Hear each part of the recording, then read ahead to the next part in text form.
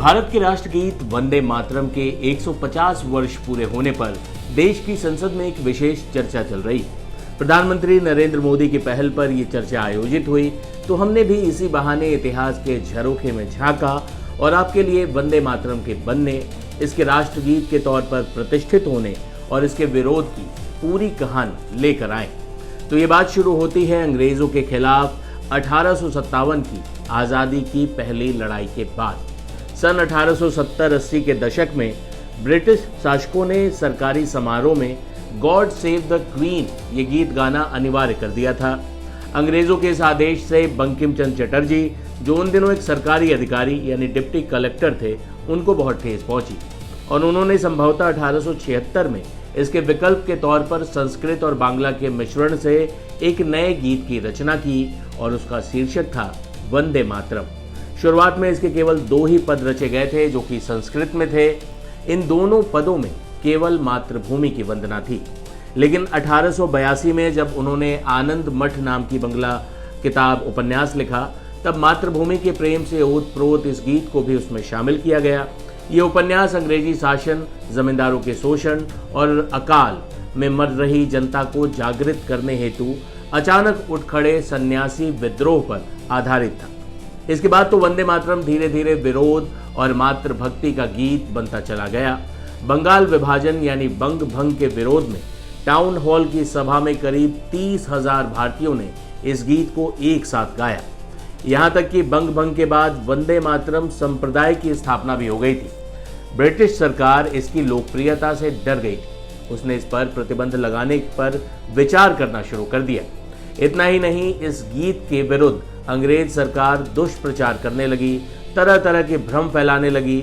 अंग्रेज विद्वान पियर्सन ने तो यहाँ तक लिख दिया कि मातृभूमि की कल्पना ही हिंदू विचारधारा के विपरीत है और बंकिम महोदय ने इसे यूरोपियन संस्कृति से प्राप्त किया है। सोचिए कितना बड़ा मजाक है, जबकि सच्चाई ये है कि भारत के लोग अनादिकाल से धरती को माता कहते आए।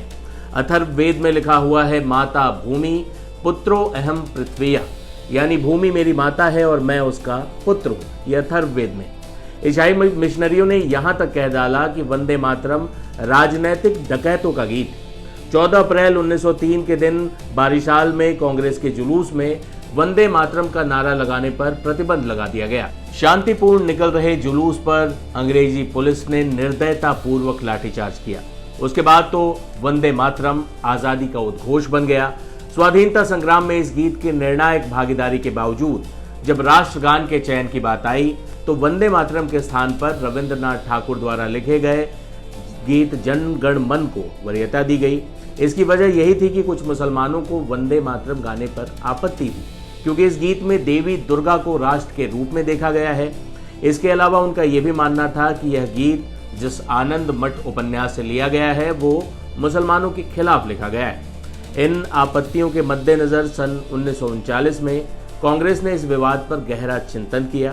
जवाहरलाल नेहरू की अध्यक्षता में गठित समिति, जिसमें मौलाना अबुल कलाम आज़ाद भी मौजूद थे, इस कमेटी ने यह पाया कि इस गीत के शुरुआती 2 पद मातृभूमि की प्रशंसा में कहे गए हैं, लेकिन बाद के पदों में हिंदू देवी देवताओं का जिक्र होने लगता है। इसलिए ये निर्णय लिया गया कि इस गीत के शुरुआती 2 पदों को ही राष्ट्रगीत के रूप में स्वीकार किया जाएगा। इस तरह गुरुदेव रविन्द्रनाथ ठाकुर के जन गण मन अधिनायक जय हे को यथावत यानी जस का तस राष्ट्रगान रहने दिया गया और मोहम्मद इकबाल के कौमी तराने सारे जहां से अच्छा के साथ साथ बंकिम चंद्र चटर्जी द्वारा रचित प्रारंभिक 2 पदों का गीत वंदे मातरम ही राष्ट्रगीत के तौर पर स्वीकृत हुआ। स्वतंत्रता प्राप्ति के बाद डॉक्टर राजेंद्र प्रसाद ने संविधान सभा में 24 जनवरी 1950 में वंदे मातरम को राष्ट्रगीत के रूप में अपनाने संबंधी वक्तव्य पढ़ा, जिसे स्वीकार कर लिया गया।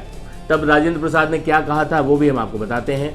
डॉक्टर राजेंद्र प्रसाद ने जो संविधान सभा को वक्तव्य दिया था वो कुछ इस प्रकार: शब्दों व संगीत की वह रचना जिसे जन गण मन से संबोधित किया जाता है, भारत का राष्ट्रगान है। बदलाव के ऐसे विषय अवसर आने पर सरकार अधिकृत करे और वंदे मातरम गान, जिसने कि भारतीय स्वतंत्रता संग्राम में ऐतिहासिक भूमिका निभाई है, को जन गण मन के समकक्ष सम्मान व पद मिले। मैं आशा करता हूं कि यह सदस्यों को संतुष्ट करेगा और इसके बाद वंदे मातरम को राष्ट्रगीत के तौर पर स्वीकार कर लिया गया। अब आपको वंदे मातरम गीत का हिंदी अर्थ भी बता देते हैं, क्योंकि 150 साल हुए इस पर पूरी चर्चा चल रही है। वंदे मातरम आप गाते भी हैं, इसका अर्थ भी समझते हैं। वंदे मातरम, मैं तुम्हें नमन करता हूँ माँ। सुजलाम सुफलाम मलयज शीतलाम, माँ तुम जल से भरी परिपूर्ण, फलों से भरी हुई और मलय पर्वत से आती ठंडी हवा प्रदान करने वाली। शस्य श्यामलाम मातरम, तुम हरी भरी फसलों से ढकी हुई हो माँ, मैं तुम्हें नमन करता हूँ। शुभ्र ज्योत्सना पुलकित यामिनी, तुम्हारी रात्रियों पर चांद की उज्जवल किरणें चमकती हैं और उन्हें आनंदित करती हैं। फुल्ल कुसुमिता ध्रुमदल शोभनी, तुम्हारे पेड़ों पर खिले हुए फूल शोभायमान। सुहासिनी सुमधुर भाषिणी, तुम हमेशा मुस्कुराने वाली मधुर भाषा बोलने वाली हो। सुखदाम वरदाम मातरम, तुम सुख देने वाली और वरदान देने वाली माँ हो, मैं तुम्हें नमन करता हूँ। अब जब आप इस ऐतिहासिक पृष्ठभूमि को समझ चुके हैं तो देश की संसद में वंदे मातरम की 150 साल होने पर जो चर्चा चल रही है उस चर्चा को भी सुनिए। इस वीडियो के बारे में आप क्या सोचते हैं ये भी हमें बताएं, और देश की संसद में जो चर्चा चल रही है उससे आपने क्या सीखा या उस पर आपका क्या सोचना है वो भी अपनी राय आप कमेंट बॉक्स में हमें ज़रूर बताएं। इसके साथ ही देश दुनिया की तमाम खबरों के लिए आप बने रहें टाइम्स नाउ भारत डिजिटल के साथ। शुक्रिया।